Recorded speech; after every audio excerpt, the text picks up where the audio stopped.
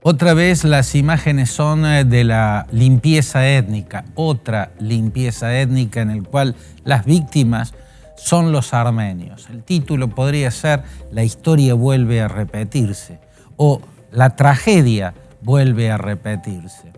La Primera Guerra Mundial fue la pantalla detrás de la cual el llamado régimen de los jóvenes turcos ejecutó la parte más brutal, el capítulo más monstruoso del designio panturánico, el genocidio armenio. Vaciaron Anatolia expulsando a los armenios, obligándolos a atravesar a pie el desierto de Alepo o masacrándolos, exterminándolos en masa. 1,5 millones de armenios murieron durante el exterminio perpetrado detrás de esa pantalla que distraía al mundo y que era la Primera Guerra Mundial. A renglón seguido, Najicheván, un territorio armenio que había sido parte del antiguo reino de Armenia, que tenía mucha población armenia, empezó a ser atacada por el Imperio Otomano. Los británicos habían ayudado a los armenios a retener Najicheván, pero finalmente Lenin transfirió la soberanía de Najicheván a la República de Azerbaiyán, una república túrquica y musulmana. Y en los primeros años de la década del 20, Najicheván fue vaciada de armenios. Algunos murieron masacrados, el resto fueron deportados a la vecina República de Armenia. El hecho es que en pocos años Najicheván fue vaciada de armenios.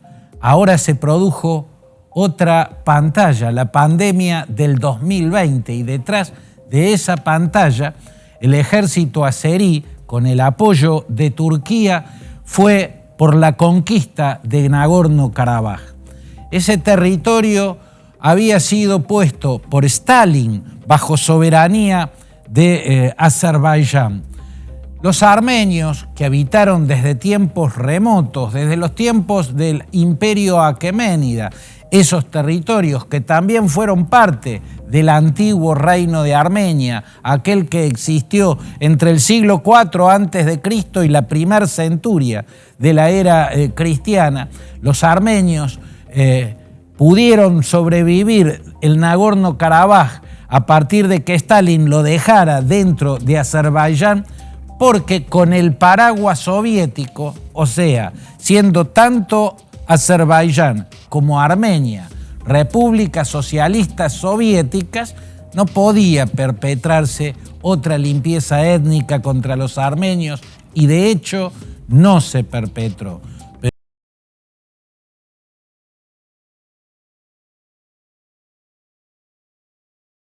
Soviético estaba en descomposición,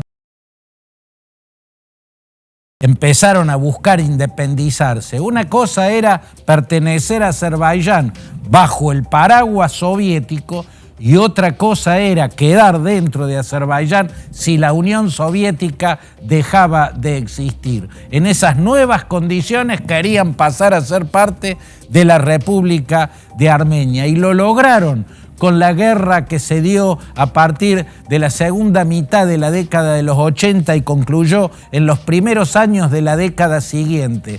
Triunfaron los armenios sobre el ejército azerbaiyano y proclamaron la República de Artsaj en el territorio de Nagorno-Karabaj, ocupando además los 7 distritos azeríes que rodean ese enclave montañoso habitado por armenios. Pero repito, así como la primera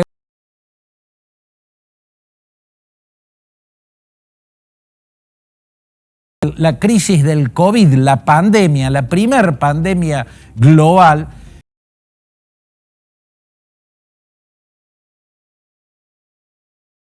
Turquía, armados hasta los dientes por el presidente turco Recep Tayyip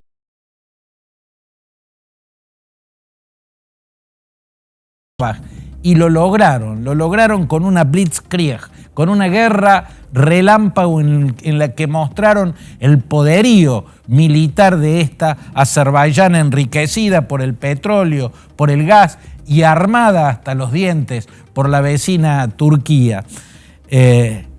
La guerra en Ucrania es la pantalla actual, tras la cual Azerbaiyán y Turquía dieron el golpe final contra la resistencia armenia en lo que quedaba de Nagorno-Karabaj.